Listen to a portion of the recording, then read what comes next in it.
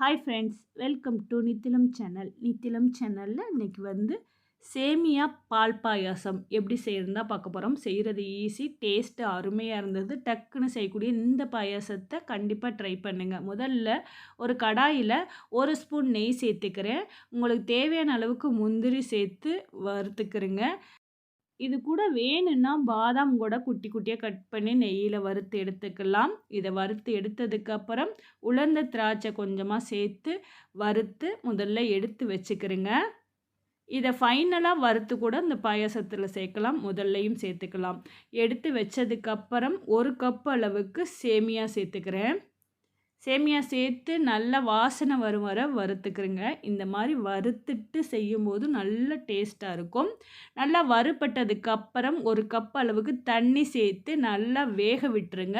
சேமியா வெந்ததுக்கப்புறம் பால் சேர்த்துக்கலாம். சப்போஸ் நீங்கள் பால் சேர்த்துட்டோம்னா வேகமாக வத்திரும், பால் திக்காயிரும். அதனால் இந்த மாதிரி வெந்ததுக்கப்புறம் காய்ச்சி ஆறின பாலை சேர்த்துக்கிறேங்க.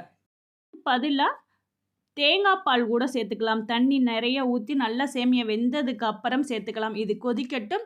இந்த பாயாசத்துக்கு 1 கப்பு வெல்லம், 1/4 கப்பு தண்ணி சேர்த்து வெல்லத்தை நல்லா கரைச்சிருங்க. பாகுபதம் எதுவும் தேவையில்லை. கொதித்து அந்த கட்டி கரைஞ்சதுக்கப்புறம் ஸ்டவ்வை ஆஃப் பண்ணிடுங்க. இப்போ சேமியா அந்த பாலோடு நல்லா வெந்து வந்துருச்சு. கொஞ்சமாக ஏலக்காய் சேர்த்துட்டு செக் பண்ணிக்கிறங்க. நல்லா வெந்ததுக்கப்புறம் ஸ்டவ்வை ஆஃப் பண்ணிடுங்க.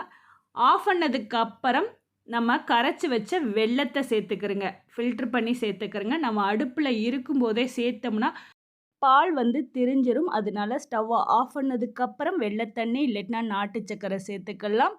அடுத்து வறுத்த முந்திரியும் கிரேப்ஸையும் சேர்த்துக்குங்க.